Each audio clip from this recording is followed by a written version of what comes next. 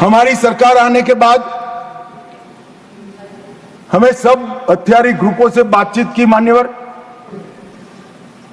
19 से अब तक 12 महत्वपूर्ण शांति समझौते किए। 2020 में NLFD के साथ, 21 में ब्रू रियांग के साथ, 22 में कार्बी के साथ,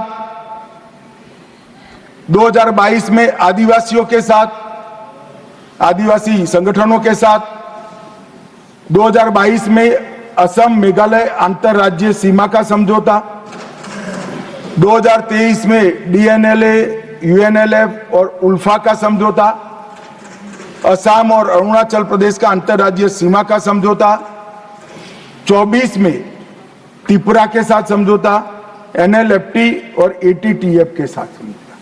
कुल मिलाकर मान्यवर 10,900 युवा हथियार डालकर मेन स्ट्रीम में आए हैं। मैं अभी बोडोलैंड जाकर आया हूं मान्यवर। हजारों युवा आज विकास के रास्ते पर चल पड़े हैं, अपनी ही बोडो मातृभाषा में पढ़ते हैं, अपना ही धर्म अनुसरित करते हैं और विकास के काम करते हैं। ये बोडोलैंड का समझौता जब हुआ तब सब मजाक उड़ाते कि समझौते धरे के धरे रह जाएंगे। आज मैं कार्यक्रम देख कर आया हूं, मोदी जी गए, 5 लाख बोडो युवा, वृद्ध, अबला, नागरिक सब। मैं कुछ दिन पहले ही बोडोलैंड जाकर आया हूं मान्यवर।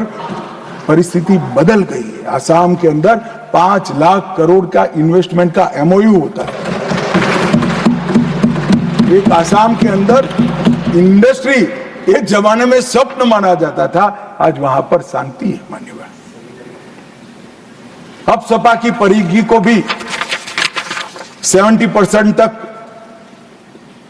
हमने कम कर दिया है। और मान्यवर ब्रू पुनर्वास समझौता जो है, मैं सदन का ध्यान जरूर देना चाहता हूं, क्योंकि अपने ही देश में मिजोरम से भागकर त्रिपुरा में बिल्कुल दयनीय जीवन जीने वाले अपने ही आदिवासी भाई थे मान्यवर। एक घर में, एक झोंपड़ी में, घर तो क्या होता है, एक झोंपड़ी में 18 लोगों का परिवार रहता था मान्यवर।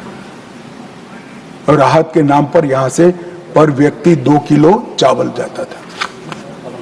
हमने सबके सब 37,000 ब्रू रियांग परिवारों को 150 यार्ड का घर दिया, एक सामुदायिक भवन दिया, स्कूल दी, हेल्थ केयर का एक पास में ही दवाखाना दिया और सभी घरों से 2 युवाओं को स्किलिंग कर आज उनको स्वरोजगार की दिशा में आगे बढ़ा रहे हैं।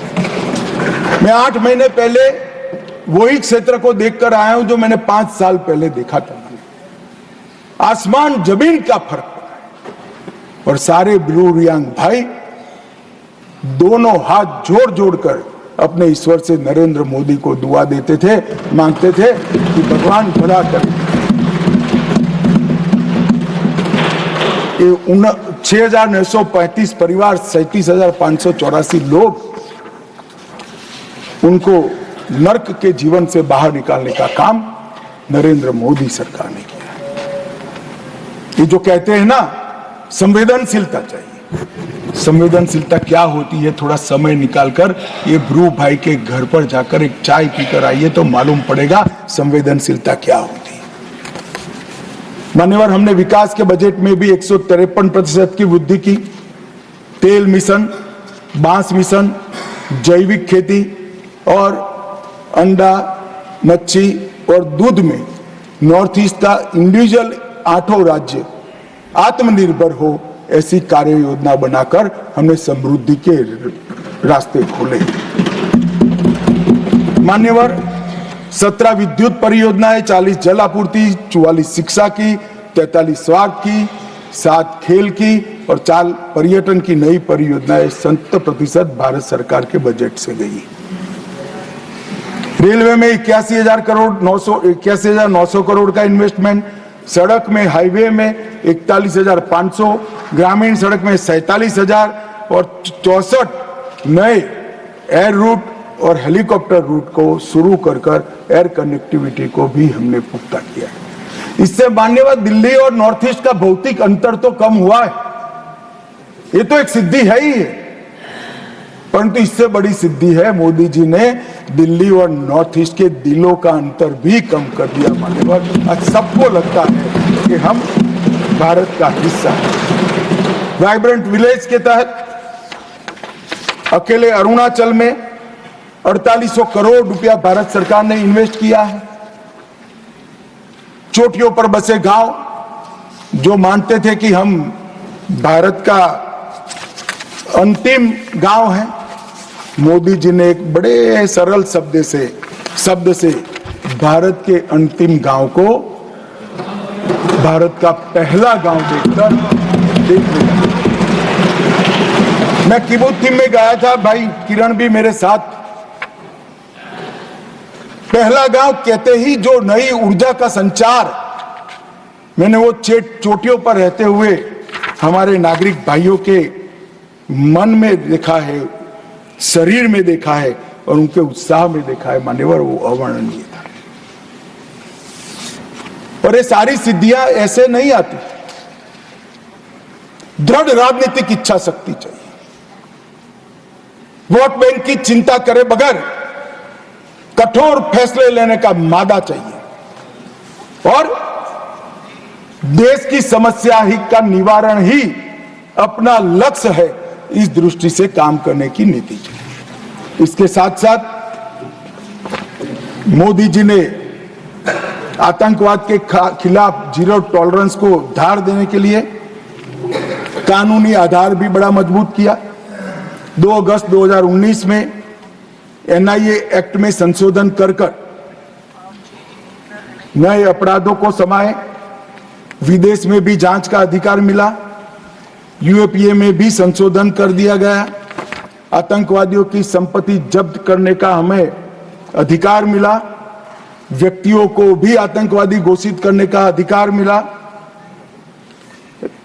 डी रेडिकलाइजेशन के प्रयासों को भी कानूनी ताकत देने का काम हुआ, मैक को रिवैम्प किया गया, मैक के अंदर साइबर सुरक्षा, narco terrorism, gun running, organise crime और उभरते हुए कट्टरवादी हॉटस्पॉट मैक के रिपोर्टिंग का हिस्सा बनाए गए, नेशनल मेमोरी बैंक बनाया गया और नए जो संशोधन करे, मुझे बरोबर याद है कि दिग्विजय जी कहते थे इसका दुरुपयोग हमारे सामने होगा।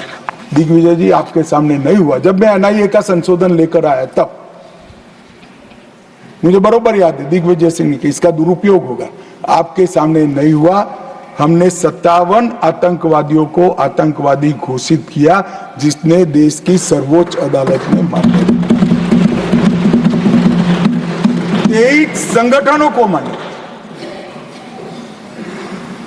हमने अनलॉफुल एसोसिएशन घोषित की कर, और मैं आज गर्व के साथ कह रहा हूं 19 से 24 के बीच में हुर्रियत के सबसे सीरियस टाइप के 14 ऑर्गेनाइजेशन आज 14 के 14 बैन कर दिए गए मान्यवर। हुर्रियत का अस्तित्व जिस हुर्रियत के साथ एक जमाने में बातचीत करते थे, पाकिस्तान के बातचीत करने के लिए मीडिएटर बनाया था, आतंकवादी संगठनों से बातचीत करने के लिए, वो हुर्रियत को हमने समाप्त कर दिया, जमीन के अंदर काटने।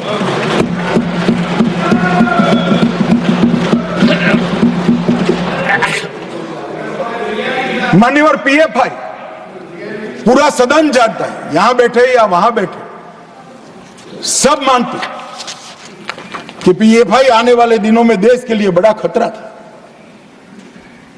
मगर जो खतरों को दूर से नहीं देखते वो देश को खतरों से नहीं बचा सकते। मुक्त दर्शक बनकर, मुक्त प्रेक्षक बनकर खतरों को देख नहीं रहे, जिनके हाथ में शासन की कमान होती है, इनकी जिम्मेदारी होती है खतरों को दूर से देखकर उसको उगने से पहले, उठने से पहले समाप्त कर देना।